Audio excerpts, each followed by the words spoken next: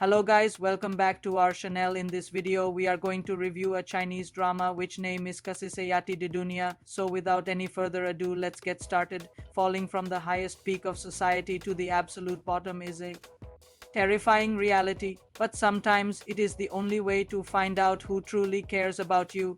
Imagine a young man who holds the keys to a massive family empire, living a life surrounded by luxury, fake smiles, and boardroom politics. In a single night of betrayal, his golden world shattered when he was pushed off a cliff and left for dead at the bottom of a dark ravine. Bloodied, broken, and stripped of his identity, he was no longer a powerful heir, just a dying stranger. But where the rich abandoned him, the poor offered a lifeline. A struggling family living in a nearby village found his broken body. They had nothing to their name, barely scraped by each day, yet they did not hesitate to open their humble home to save him. They nursed him back to health, sharing their meager meals, and embraced him not as a burden, but as their own flesh and blood. It was in this drafty, leaking shack that the fallen billionaire learned the true definition of family. The bond that grew in that tiny house was built on pure, unadulterated sacrifice. The family saw a spark of brilliance in him and decided that poverty would not steal his destiny. They poured every single penny they had into his education, dreaming of sending him to a world-class university where his mind could shine. The father worked multiple brutal shifts until his hands were blistered, but the heaviest sacrifice came from the younger sister. Realizing the family could not afford to educate both of them, she quietly dropped out of school. She buried her own dreams and youth, taking up hard manual labor just to ensure her adopted brother could buy textbooks and pay tuition. It was a silent, heavy debt of love that the young man carried in his heart every single day he sat in those elite lecture halls.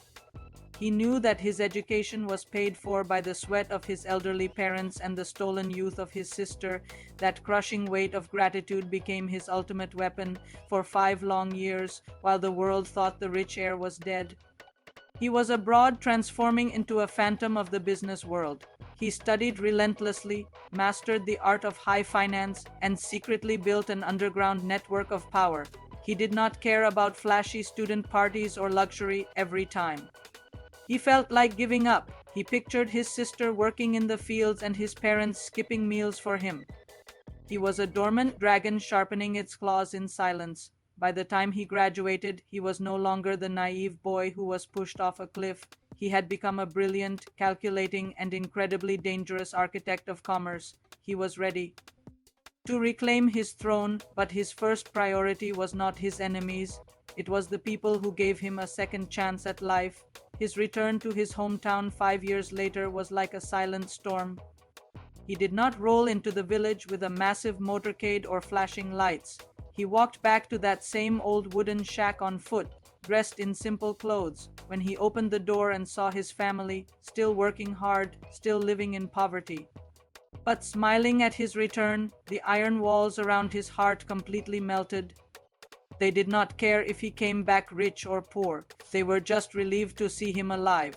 That was the moment he swore that their days of suffering were officially over.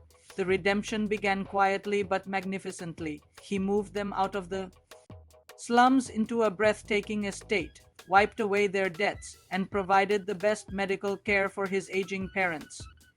For the sister who gave up her future for him, he bought out top educational institutes and businesses, giving her the platform to reclaim the dreams she had sacrificed. Watching this transformation unfold is incredibly satisfying because it turns the traditional arrogance of wealth on its head. Usually, we see rich heirs looking down on the poor, but here, the ultimate billionaire is the one bowing his head in gratitude to a humble village family. He uses his massive financial power not to crush people, but to lift up the ones who deserve it the most. But do not let his warmth at home fool you. In the business district, the predators who tried to kill him 5 years ago are starting to panic. A mysterious financial titan is systematically dismantling their companies, blocking their mergers, and bleeding them dry from the shadows.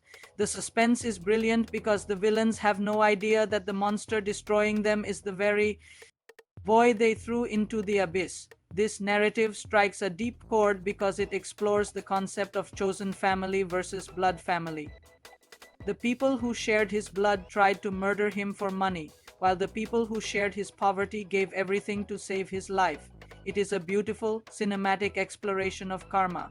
It shows us that true power does not come from step down betrayal, but from uplifting the people who stood by you when you were nothing. Watching the young man navigate between being a ruthless CEO in the boardroom and a gentle, grateful son at the dinner table creates a fascinating contrast. It keeps the audience hooked, cheering for every victory and waiting eagerly for the moment the villains finally realize who is holding the leash.